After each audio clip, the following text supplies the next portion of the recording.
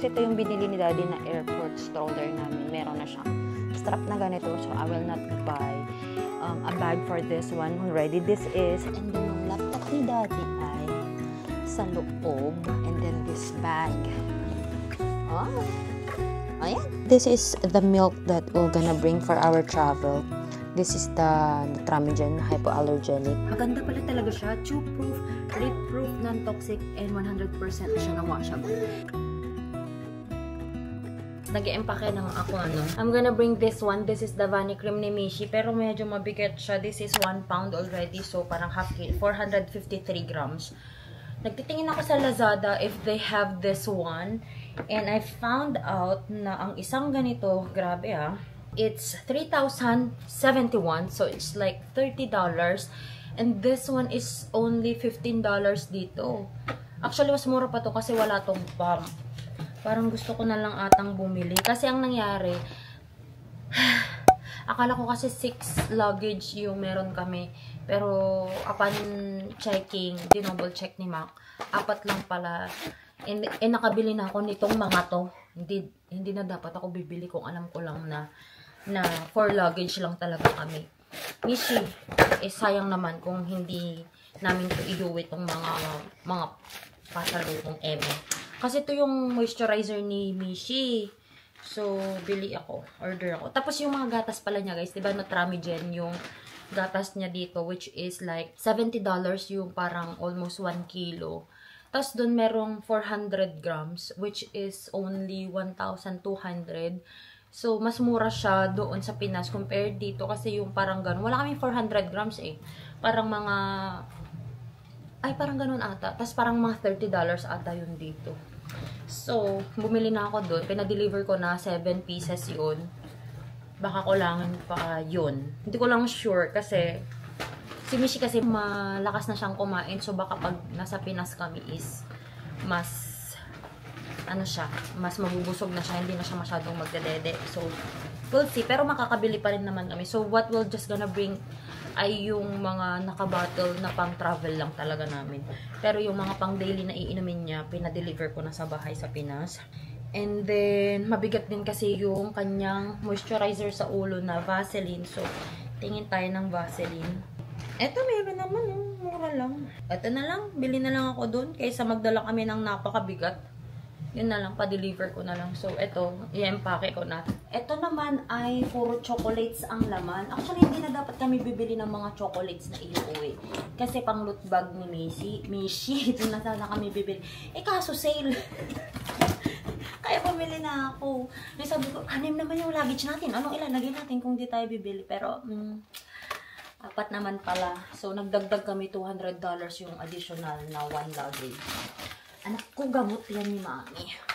So, nilagay ko siya sa karton kasi sabi ni Mama ko, lagay mo sa karton para hindi siya mapipi kasi baka pagdating nyo ng Pilipinas, medyo mag-melt na siya sa init.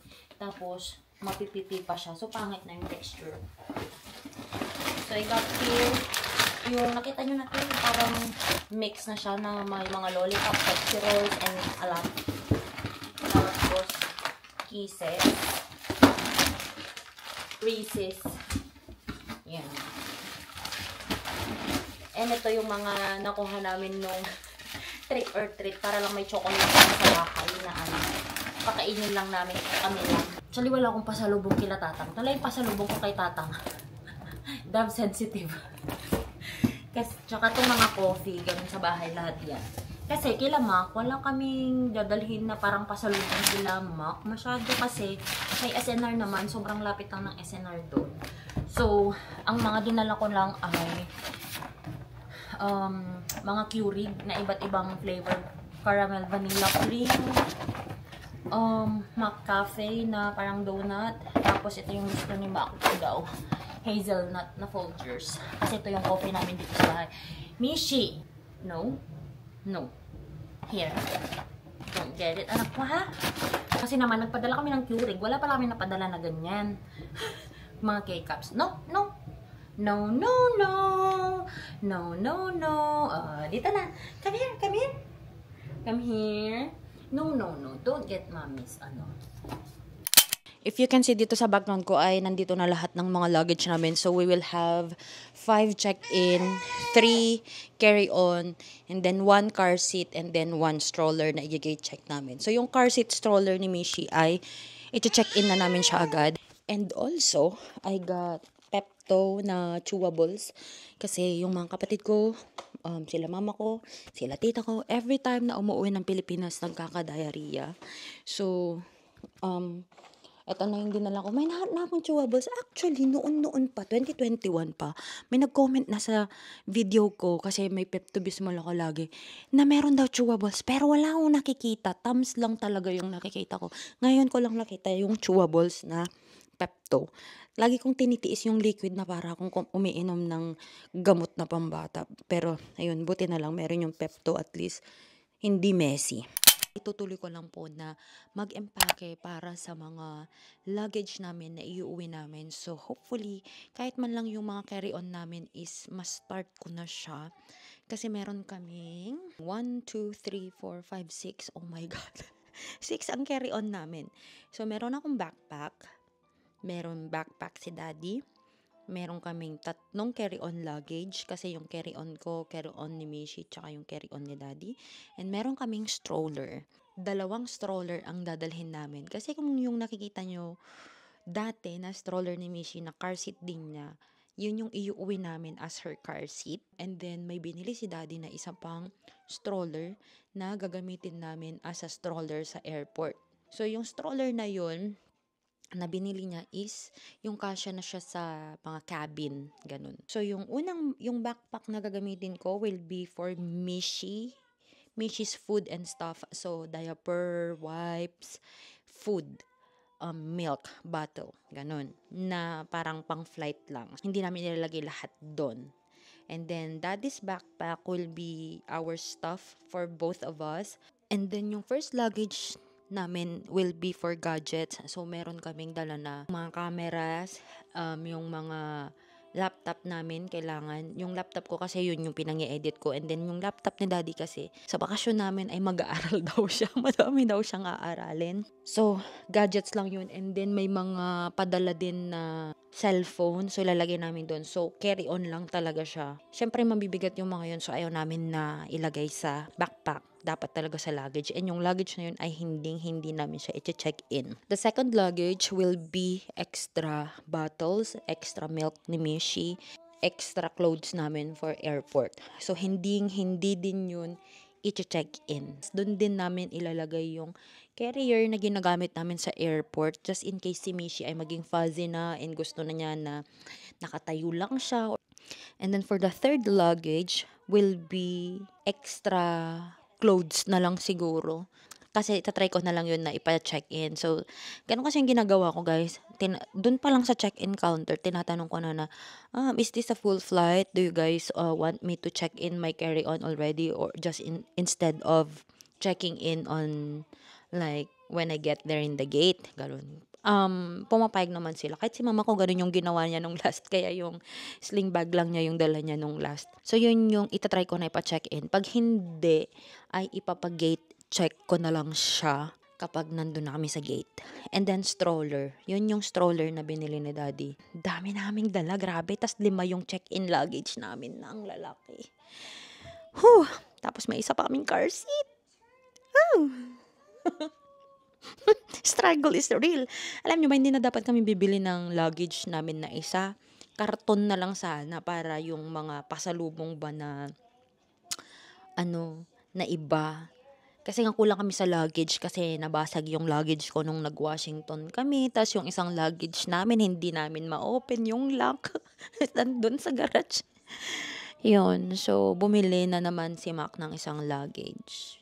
At nagbayad siya ng extra para sa isang luggage. So guys, ito yung binili ni Daddy na airport stroller namin. Meron na siyang strap na ganito. So I will not buy a bag for this one already. This is the Safety First. I will put the link in the description box down below if you are interested to get this as well. If you're trying to buy a travel stroller. This is lightweight, under 17 pounds. Tapos, fits in most overhead bin. And pasok din siya sa Disneyland na size ng stroller. So, ganito siya. Let me just try to open this. Parang hindi ko pa to na-try na open.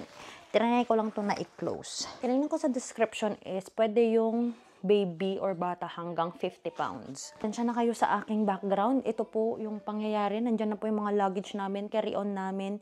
And yung mga nandyan sa taas ng mga to ay papasok yan dito sa luggage. Itong mga to din ay papasok din sa luggage. So, gusto ko lang na visible lahat. So, medyo magulo talaga siya. Meron pala kasing lock ito dito sa side. Kasi nga, para hindi siya mag-open pag nasa eroplano. So, it can stand on its own. Ayan. Pag tinanggal mo, pag nakaganyan. Ayan. And, ito, itutupi lang to na ganito para magkasya sa overhead bin. So, as a comparison lang, mas mataas pa yung aming overhead bin. I mean yung aming carry-on luggage. So, yun. Unlock lang natin to.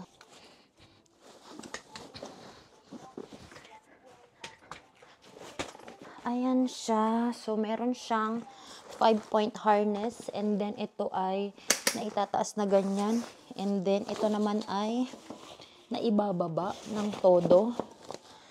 So, pwedeng humiga yung bata. Ito yung hinahanap ko talaga. Kasi, syempre, si Mishi, gustong-gusto niya talaga nag-stroller, guys. So, gusto ko yung nakakahiga siya ng ganito. So, sakto to na ito yung nabili ni Daddy.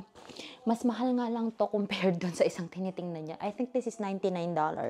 Yun. And then, meron din siyang lagayan ng drinks dito na pwede siyang ilagay sa iba't ibang part. Pwede dito sa kabila, pwede din dito para sa bata, ganun. And then, meron siyang compartment sa baba. Ito, which is I really like. Kasi the current stroller that we have right now, wala siyang ibang lagayan. So, kailangan talaga na, na may dala-dala kaming bag lagi, ganun. So, yun.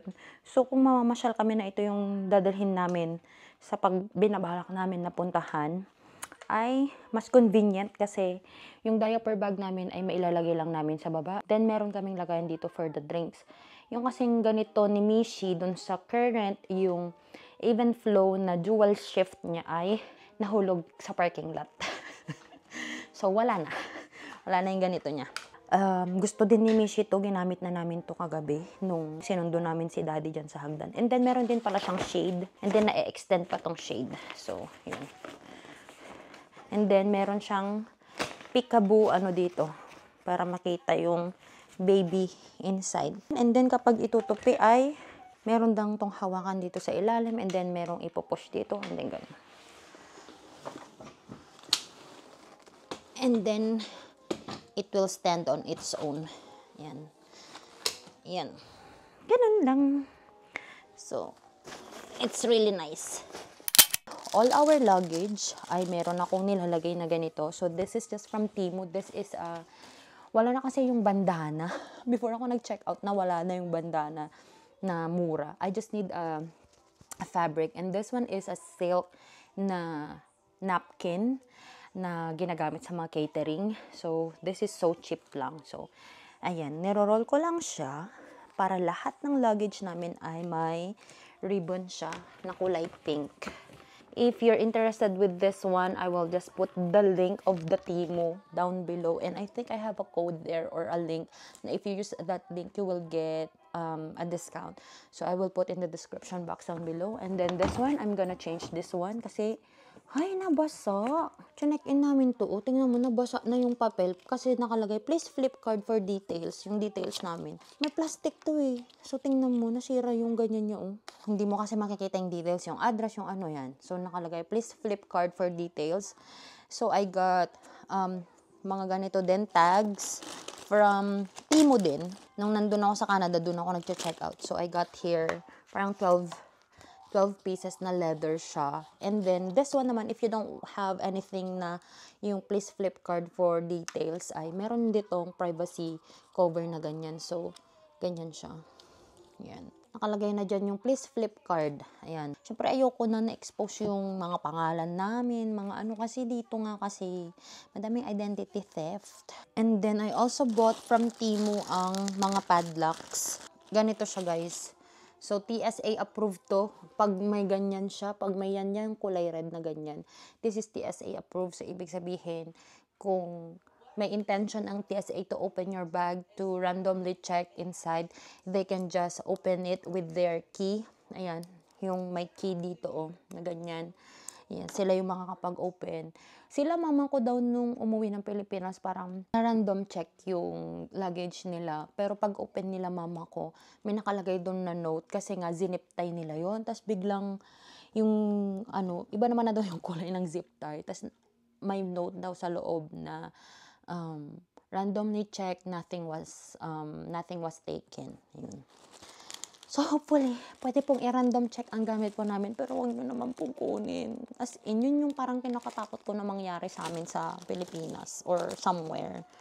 Sana wala naman ganun. Nahahappy ako na yung mga luggage namin is na ROI namin. Kasi lagi nga kaming nagta-travel. So, pero medyo napapagod na rin kami, guys. So, this year, wala kaming major na, parang ito na yung pinaka-major namin. And then, probably yung isang major na travel namin will be before the end of the year pa. And hindi pa namin alam kung saan yung punta namin kasi depende pa yun sa visa ng ibang tao. Kung makakapunta sila ng Amerika or kami ba ang lalabas ng Amerika. So yeah. So this is our gadget backpack. Pag nagro-road trip kami, ito yung dala ko. So may mga ganito siya. Di ko alam saan nabili to ni Mac. I will ask him where he got this and I will try to put the link in the description box down below. So, kung kagaya namin kayo na mag-gadget din, may mga cameras, may mga ibang gadgets. So, this is where we put it. So, meron siyang divider na velcro. Pwede mo siyang ayusin according to what you want. So, what we have here is our drone. And then, sa iba naman is dito namin nilalagay yung GoPro, yung mga chargers. Para pag maghahanap ka, isa lang yung bubuksan mo. So, this one, ito yung lagi kong ginagamit. This is from the brand Joan & David.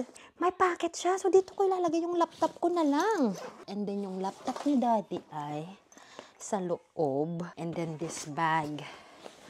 Oh, ayan. Ito na yung gadget luggage namin. Okay, so, dito pala, muntik ko nagmakalimutan. Patay ako kung ako nakalimot dito. So, may mga padala po ng mga phones. This is from my brother and then this one is for my future brother-in-law. Charot! Lagay na natin dito. Hopefully, hindi naman kami magbayad ng tax. No? Hindi ko alam kung paano yung ginagawa nila. First time ko pong umuwi ng Pilipinas. So, I'm just gonna share to you guys sa mga susunod na vlogs kung magbabayad man kami ng tax sa mga bagay-bagay na ito. Nga pala guys ha, kapag i-carry on nyo tong mga to, tas may mga nagpapadala sa inyo, be sure na walang bahid ng drugs yung mga pinapadala sa inyo. Kasi may mga random na nagsuswab sila.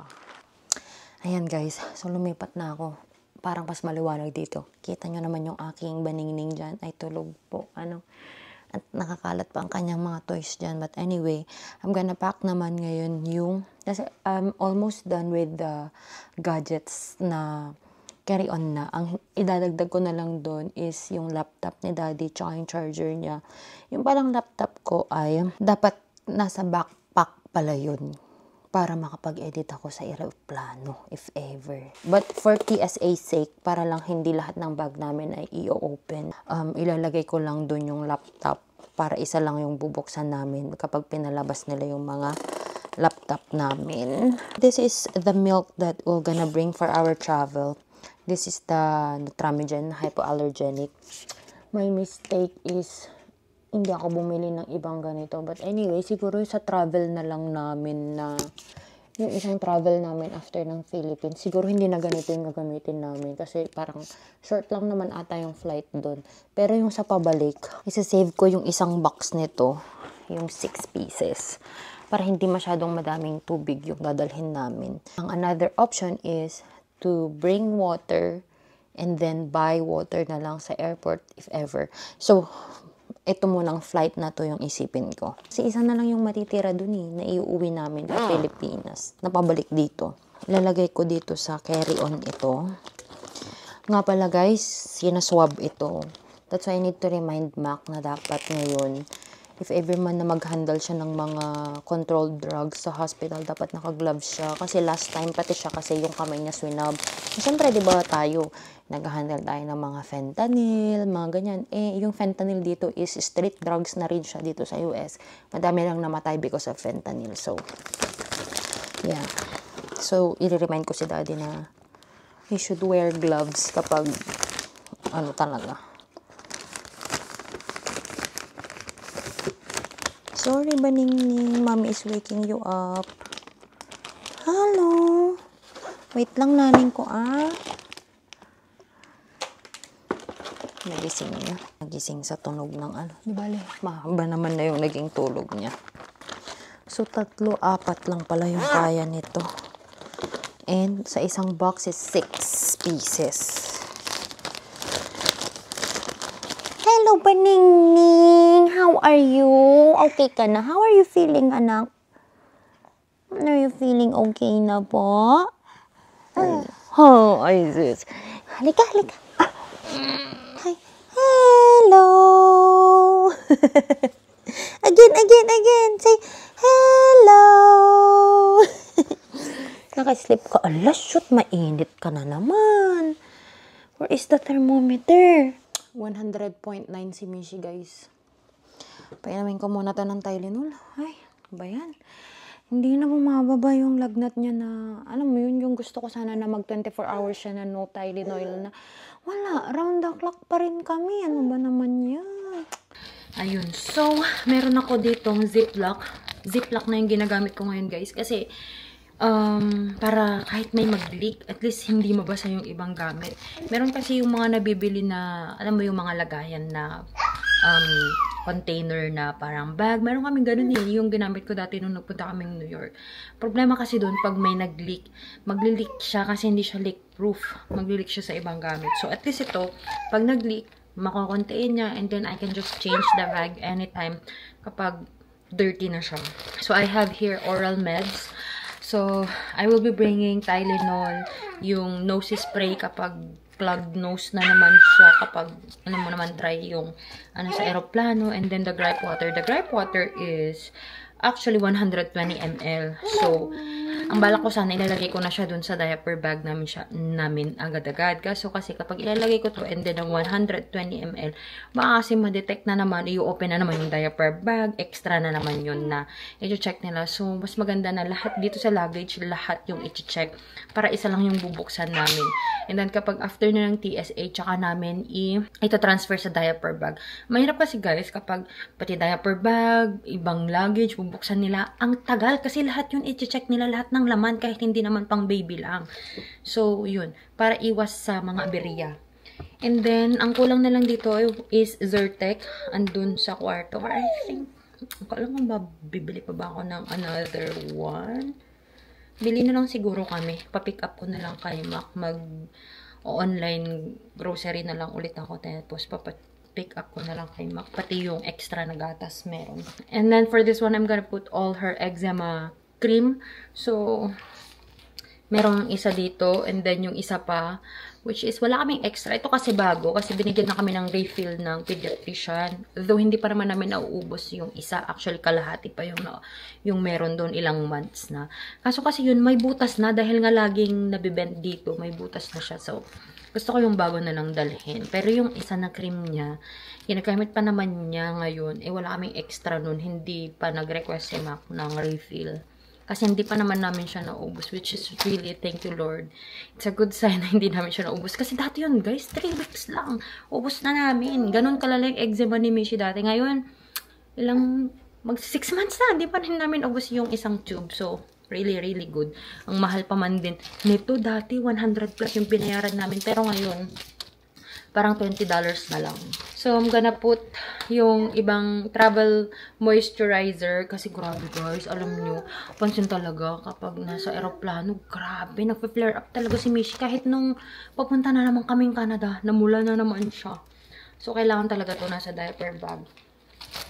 And also guys, meron pa pala akong mga binili. Finally, na mga indestructible books ni Mishi. 3 lang yung binili ko, which is medyo pinagsisisihan ko na 3 lang yung binili ko kasi Maganda pala talaga siya. Chew-proof, rip-proof, non-toxic, and 100% siya na washable. Kasi magaan siya. Tapos madami na siyang pages. 1, 2, 3, 4, 5, 6. Hindi talaga siya nababasa kahit nguyain pa ni Mishi.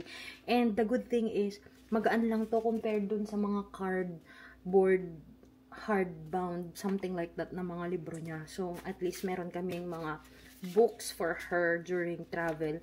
Kasi guys, lagi niya talagang kinukuha yung mga, alam niyo yung mga pamphlet sa sa airline. So, if you've been watching us, laging yun yung mga kinukuha niya. Alam na niya kung nasa ang mga bulsa yung mga yun. So, at least, may mga ganito na kami. So, what I got is the wheels on the bus.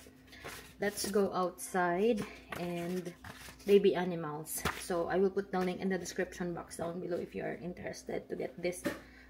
So, I think that's it for this vlog, guys. I hope you enjoyed watching this video and I hope magkaroon kayo ng mga idea on what to do if you're planning to travel with your little one as well.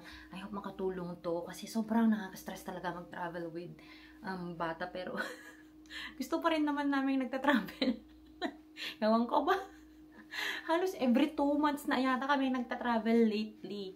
Mag-alis kami noon August, October, December.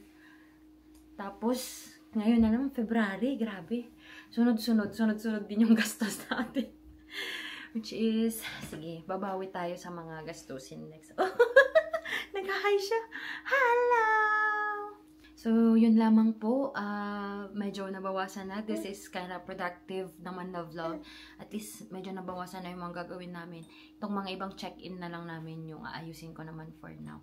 So, salamat everyone. If you haven't followed me yet on my Instagram and on my Facebook, the name is Joy of Mia. And if you haven't subscribed to this channel yet, libre lang naman po. Just use your Google account. Ayun, para lagi kayo ma-update every time that I upload the video here on this channel. So, I hope to see you guys on our next one. Bye! Wish that I could stay in this moment forever, so I can hold you in my arms. I will carry you on my shoulders as long as I'm able. Scare the monsters under your